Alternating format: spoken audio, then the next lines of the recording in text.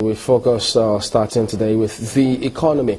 We're joined by Mr. Osarenkhoe, who is the former president, Finance Houses Association of Nigeria. Thank you for coming on this morning. Thank you very much. Well, we've seen the CBN governor visit the Senate, as well as the Minister of Finance visit the Senate. And then they also were speaking about the state of the economy because senators were that concerned about it. Well, this is all as we look to improving the economy. But today, you then look to the dailies and see where it says FG blames CBN's forex restriction for negative growth. And they said that's part of what affected the first half of 2016 negatively for the economy. You ask yourself, wait a minute, if this were the case, does that then mean that the monetary and fiscal policies are not being harmonized? Is that an impression you get with this kind of headline? Yeah, it's embarrassing to read things like this because when you go further and here the 50% of the budget is what they've got by way of revenue, it's time to reason whether there was proper planning. You know, what you just asked is one of the issues we're worried about. The economy, nobody really knows what is happening. The fact that 50% of revenue, that is at half year, was not even realized means the so-called zero-based budgeting that we're told about was not actually adopted. And come to see what you just mentioned now, it looks like there's no harmony, unity of purpose in the whole thing. I think you don't give what you don't give what you don't have. You give what you have. The issue of the forex, which you talk about, is clear to all that. It is from the sale of crude that we're making more of the forex. And since there have been a serious drop in that forex, you don't expect CBN to manufacture forex to whatever they're going to have. So I think it's very funny to see blame game at this point of the year because I thought there should be harmony. First of all, you look at it that the CBN try to manage what they have. And to me, they are trying to work along with the policy of government, which try to encourage export, promotion, whatever, and diversification of economy. I'm aware of some Indians and Chinese people in this country today who don't even care whether the forex is 500 naira to $1. Because they've been able to look at this economy, they've seen the need to take away our timber, our very well-priced timber. They take it out, get forex, and bring in raw materials for their factories they are doing here. I think it's for us to look at it as a shift and try and align with what the CBN is trying to do. So what are we not doing right there? Thank you. What we're not doing right, first, we don't even know the direction of government, and the awareness is not there. Our people don't even know where to go. People still believe in doing things the old way. And if you have to go the old ways, there's no way we can ever make progress. That's why I gave the example of what the Indians and Chinese are doing here. They are doing very well. They are getting on because they take away some of the very important things we have here, take them to their countries, sell them in dollars, and import raw materials they use for whatever here. And we also buy them at whatever price they are giving. So it is time for us to really come to the reality that there's no more forex in terms of the downturn of the oil prices. Apart from that, the volume is not there anymore. We know the volume is dropping. So I think the government should come out clearly to work out a program of how you can get back forex. We're still here in this country. The forex is still there. The oil is still in the ground. I'm happy you're using the word. You just said that forex is still there, but we have to still go back to how it all started, or before we got to where we are today. Yeah. Recall that some Nigerians, let's break it down, especially the everyday Nigerian. Yes. They felt that when the CBN came up with the move not for this restriction, I'm talking about there was a stoppage of deposits of forex into banks. Some felt that there was going to be trouble, and even those who were making legitimate money, many of them, there was some kind of forex flight out of the country at that point in time. Yeah. Perhaps that explained after they said we had too much money to a scarcity in forex. So how does this explain what we're going through now if the federal government all of a sudden is coming up with this huge statement telling one of its very own CBN that you goofed? Yeah, I think the issue is very clear. Like we said earlier on, we need to understand the policy framework and direction of this government. That is the same thing that goes. You see, if you know you don't have enough forex and you are blaming somebody for protecting the little they have, I think that's why I talk about harmony of purpose. There should be unity of direction, so we also will know where they are heading to. What I'm saying, they are professional managers in CBN. They're not just politicians. So let's first of all understand that you don't give what you don't have. So the attempt to try to control the forex then was to say, okay, that we're able to be able to pay our bills over time so that we don't get to the stage where we are now. And that's what we're trying to do.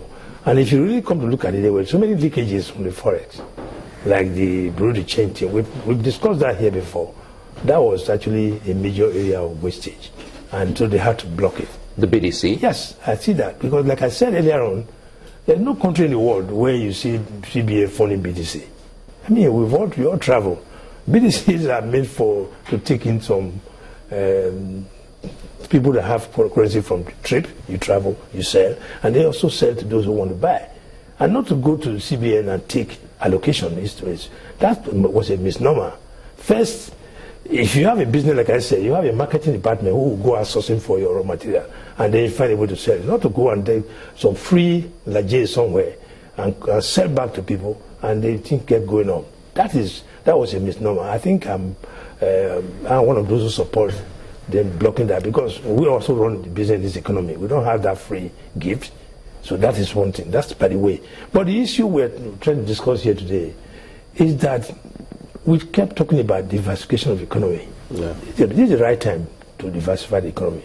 I gave you an example now of some Chinese and Indian people here who we don't see what we have, who are able to see those things. Maybe because of awareness. That's why I said there needs to be a clear direction of government. Let everybody get to know what the government is up to, and make some kind of propaganda of direction of where to go. And all their organs will put together to actually go that same way. And if there is this public awareness created, people will now know what to do.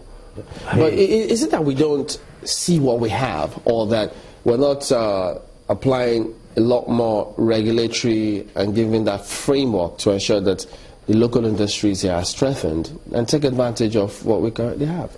Yes, that's what that's about what I just said earlier on. If the organs are working together, unity of purpose, there could be some people who are actually out enlightening people of the new change in government. What I'm saying, we are awareness so that there's no more forex as it used to be, and even the little we have will be controlled and managed. And so there we need to diversify to how you export and earn foreign exchange. And whatever you earn can be allowed to be plowed back to your business. I'll give you a very practical example. And those guys are doing good business in this country.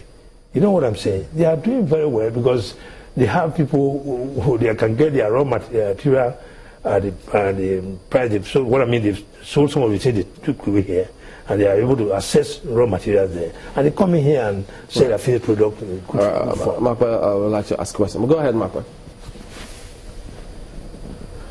Well, thank you, Chamberlain. Last week, we did see the CBN governor and the Minister of Finance brief members of the Senate. And one of the key things that came out, I mean, there was some admission that we were in a recession, but then there was also light at the end of the tunnel that we could be making the turn by September. We could be getting out of the recession by September. How optimistic are you that that could happen, considering some of the statistics that we're seeing right now, some of the figures that we're seeing right now about the country losing 1.6 trillion naira revenue in just the first half of this year? Do you think we'll really be out of the woods by September? Thank you very much. I think that would be a deliberate policy and action put in place to turn around the economy by September. If you come to look at it, we've lost a lot of money, and it has affected all facets of this economy in terms of productivity and stuff like that. I see that promise as, I don't know, I don't want to use political promise, but I see it, if it is properly backed with action plan and verifiable by everybody, we all hook onto those action plan, and it could be a deliberate thing to turn the economy around.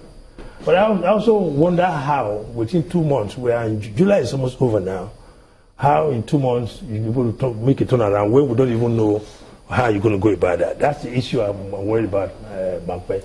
Because it's a situation where the forex, like you said, is dwindling. The Niger Avenger people are still there. They're not getting enough volume of oil to sell.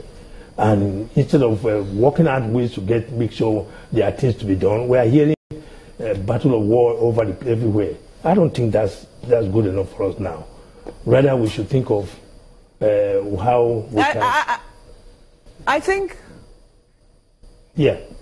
I think the Minister of Finance, was also asked that question on the floor of the Senate in terms of, how the country hopes to mitigate some of the shortfalls.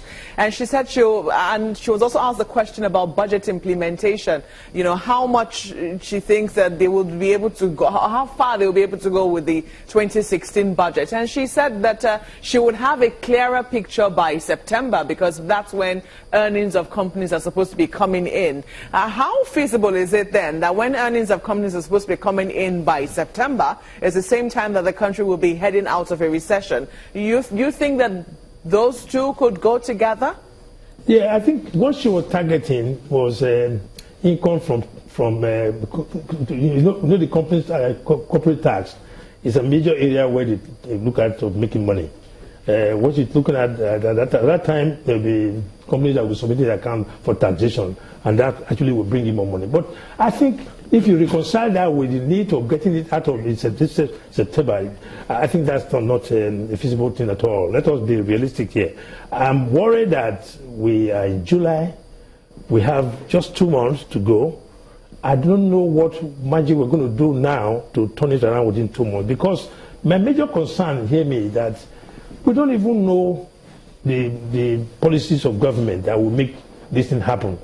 Because, like I said, if export is being given a new focus, there should be greater awareness of that, and people will get to know that. Even if a Greek is going to be actually being taken, we should equally know that. The SME, which is the engine of growth of any economy, is not being talked about. Okay. People just go on talking what people want to hear.